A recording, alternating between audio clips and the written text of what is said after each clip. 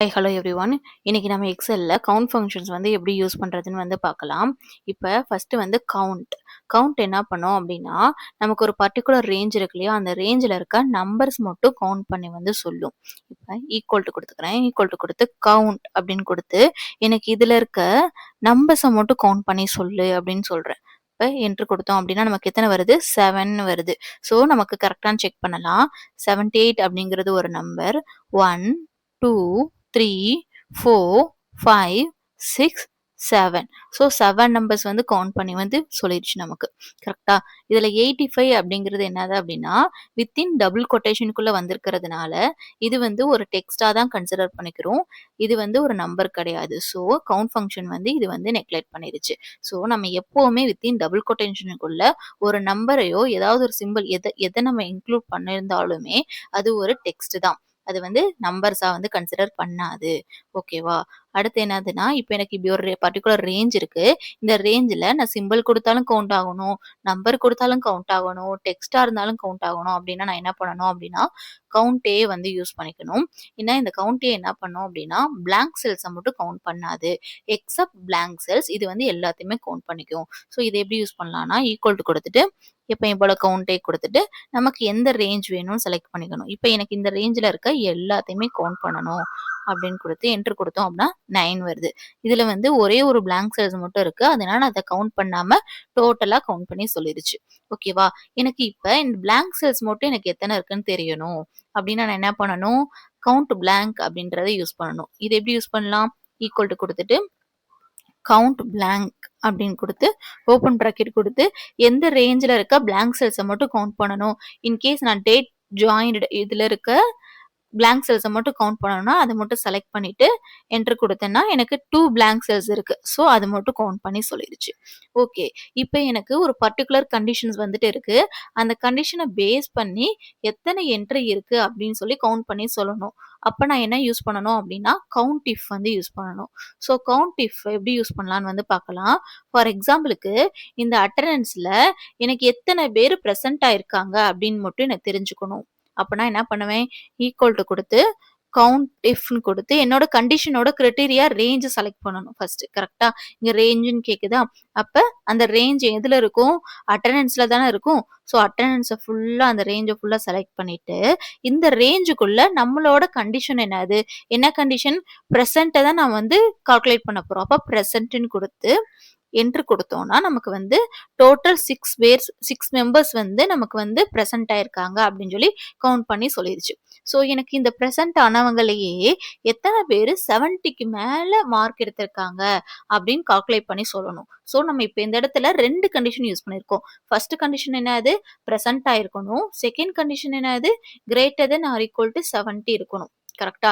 அப்போ நான் multiple condition use பண்றேன். அப்போ மல்டிபிள் கண்டிஷன்ஸ் யூஸ் பண்ணி ஒரு கவுண்ட் பண்ணணும் அப்படின்னா அதுக்கு என்ன ஃபங்க்ஷன்ஸ் யூஸ் பண்ணுவாங்கன்னா கவுண்ட் இஃப்ஸ் வந்து யூஸ் பண்ணுவாங்க.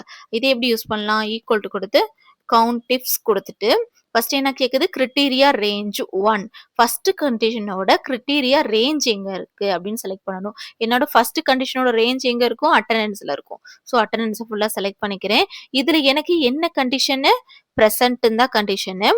ஸோ அடுத்து என்ன கேட்குது, கிரிட்டீரியா ரேஞ்ச் 2 கேட்குது. கிரிட்டீரியா ரேஞ்ச் 2 என்னது, செகண்ட் கண்டிஷனோட ரேஞ்ச் எங்க இருக்கும், மார்க்ஸ்ல இருக்கும். ஸோ மார்க்ஸை ஃபுல்லா நான் செலக்ட் பண்ணிக்கிறேன், கம்மா கொடுத்துக்கிறேன். இதுல எனக்கு என்ன கிரிட்டீரியா, எனக்கு 70க்கு மேல இருக்கணும், greater than or equal to 70 கொடுத்து நான் க்ளோஸ் ப்ராக்கெட் கொடுத்ததுன்னா எனக்கு 4 அப்படின்னு வந்துருச்சு. ஓகே, எனக்கு எனக்கு எல்லா என்ட்ரி ஒரு பர்டிகுலர் ரேஞ்ச் இருக்கு. அந்த ரேஞ்சில் மொத்தம் டோட்டலா பிளாங்கோட சேர்த்து எத்தனை டேட்டா இருக்கு அப்படின்னு எனக்கு தெரிஞ்சுக்கணும். அப்பனா நான் என்ன பண்ணுவேன் அப்படின்னா ரோஸ் அப்படிங்கிற ஃபங்க்ஷன்ஸ் வந்து யூஸ் பண்ணுவேன். ரோஸ் அப்படின்ற ஃபங்க்ஷன் என்ன பண்ணும் அப்படின்னா எல்லா ரோவையுமே கவுண்ட் பண்ணி டோட்டல் எத்தனை ரோ இருக்கு அப்படின்னு சொல்லி நமக்கு வந்து சொல்லும். அப்போ இதை எப்படி யூஸ் பண்ணலாம்னா ஈக்குவல் டு கொடுத்து ரோஸ்ன்னு கொடுத்து ஓப்பன் ப்ராக்கெட் ஓப்பன் பண்ணிட்டு எனக்கு இப்போ நேம்ல எத்தனை டேட்டாஸ் இருக்குன்னு தெரிஞ்சிருக்கணும். அப்போ இதை ஃபுல்லா நான் செலக்ட் பண்ணிக்கிறேன். செலக்ட் பண்ணிட்டு க்ளோஸ் ப்ராக்கெட் கொடுத்து என்ட்ரு கொடுத்தேன்னா 10 எனக்கு வந்து அவுட்புட் வந்துருச்சு. இவ்வளோதான் கவுண்ட் ஃபங்ஷன்ஸ் பார்க்கலாம். இந்த கொஸ்டின்ல ஃபர்ஸ்ட் கொஸ்டின் பாருங்க. Count how many employees have mentioned their age. இதுல எத்தனை எம்ப்ளாயீஸ் வந்து அவங்களோட ஏஜ வந்து மென்ஷன் பண்ணியிருக்காங்க அப்படின்னு வந்து கேட்டிருக்காங்க. கரெக்ட்டா? அப்ப இந்த ஏஜ் காலத்துல ஏஜ வந்து மென்ஷன் பண்ணியிருக்கணும். அப்ப ஏஜ் வந்து இருக்கணும். பிளாங்க் செல்ஸ் வந்து கவுண்ட் பண்ணக்கூடாது. கரெக்ட்டா? அப்ப நம்ம என்ன யூஸ் பண்ணுவோம்? கவுண்ட் ஃபங்ஷன் யூஸ் பண்ணுவோம். ஈக்குவல் டு கவுண்ட்ன்னு குடுத்து ஓப்பன் பிராக்கெட் ஓப்பன் பண்ணிட்டு எந்த ரேஞ்ச்லேருந்து கவுண்ட் பண்ணணுமோ அந்த ரேஞ்ச செலக்ட் பண்ணி என்டர் கொடுத்தோம்னா நம்ம கவுண்ட் பண்ணி சொல்லிரும். அடுத்த கொஸ்டின் பாருங்க. How many Chennai students are present. இதுல 2 கிரைட்டீரியா இருக்கு. ஒன்னு வந்து ஸ்டூடெண்ட்ஸ் வந்து பிரசன்ட் ஆயிருக்கணும். செகண்ட் கிரைட்டீரியா என்னன்னா அந்த பிரசன்ட் ஆன ஸ்டூடெண்ட்ஸ் வந்து எந்த சிட்டியை சேர்ந்திருக்கணுமா? சென்னை சிட்டியை சேர்ந்திருக்கணும். ஸோ இது இப்ப 2 கண்டிஷன் குடுத்துருக்காங்க. அப்ப மல்டிபிள் கண்டிஷன் யூஸ் பண்ணி நம்ம வந்து கவுண்ட் பண்ணணும். அப்ப நம்ம என்ன ஃபங்ஷன் யூஸ் பண்ணுவோம்? கவுண்ட் இஃப்ஸ் வந்து யூஸ் பண்ணுவோம். அப்ப ஈக்குவல் டு குடுத்து கவுண்ட் இஃப்ஸ் குடுத்து ஓப்பன் பிராக்கெட் ஓப்பன் பண்ணிட்டு ஃபர்ஸ்ட் கிரைட்டீரியா என்னதுன்னா ஸ்டூடெண்ட்ஸ் வந்து பிரசன்ட் ஆயிருக்கணும். கரெக்டா? அப்போ பிரசன்ட் அப்படிங்கிற அந்த கண்டிஷன் வந்து எந்த ரேஞ்சில் இருக்கு? இந்த ஸ்டேட்டஸ்ன்ற ரேஞ்சில் இருக்கு. அப்போ இதை ஃபுல்லாக நம்ம செலக்ட் பண்ணிடணும். செலக்ட் பண்ணிட்டு இதில் எனக்கு என்ன கண்டிஷன்? பிரசன்ட் ஆயிருக்கணும். அப்போ பிரசன்ட் செலக்ட் பண்ணிட்டு செகண்ட் கண்டிஷன் என்ன கொடுத்துருக்காங்க? சிட்டி வந்து சென்னையா இருக்கணும். அப்போ சென்னை அப்படிங்கிற சிட்டியோட ரேஞ்ச் எங்க இருக்கு? இங்க இருக்கு. அப்போ இதை ஃபுல்லாக நான் செலக்ட் பண்ணிக்கிறேன். செலக்ட் பண்ணிட்டு இதுல எனக்கு என்ன கண்டிஷன்? அந்த பிரசன்ட் ஆனவங்க வந்து எந்த சிட்டி இருக்கணும்? சென்னை. அப்ப சென்னை செலக்ட் பண்ணிட்டு என்டர் கொடுத்தோம் அப்படின்னா நமக்கு வந்து கவுண்ட் பண்ணி வந்து சொல்லிடும். அடுத்த கொஸ்டின் பாருங்க. How many score values are missing. ஸ்கோர்ல எத்தனை வேல்யூஸ் வந்து மிஸ் ஆயிருக்கு அப்படின்னு கேட்டிருக்காங்க. அப்போ மிஸ் ஆயிருக்குன்னா அந்த இடத்துல நம்ம எதுவுமே என்டர் பண்ணிருக்க மாட்டோம் அப்படின்னு அர்த்தம். அப்ப அந்த இடத்துல என்ன இருக்கணும்? பிளாங்க் செல்ஸ் வந்துட்டு இருக்கணும்.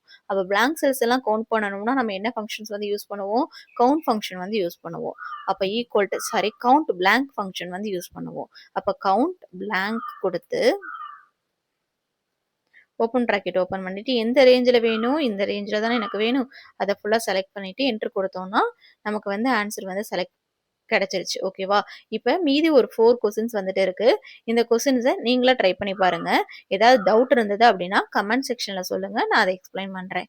இந்த வீடியோ உங்களுக்கு பிடிச்சிருந்துச்சுன்னா லைக் பண்ணிக்கோங்க, சப்ஸ்கிரைப் பண்ணிக்கோங்க, ஷேர் பண்ணிக்கோங்க. தேங்க்யூ ஃபார் வாட்சிங். நம்ம நெக்ஸ்ட் வீடியோல பார்க்கலாம்.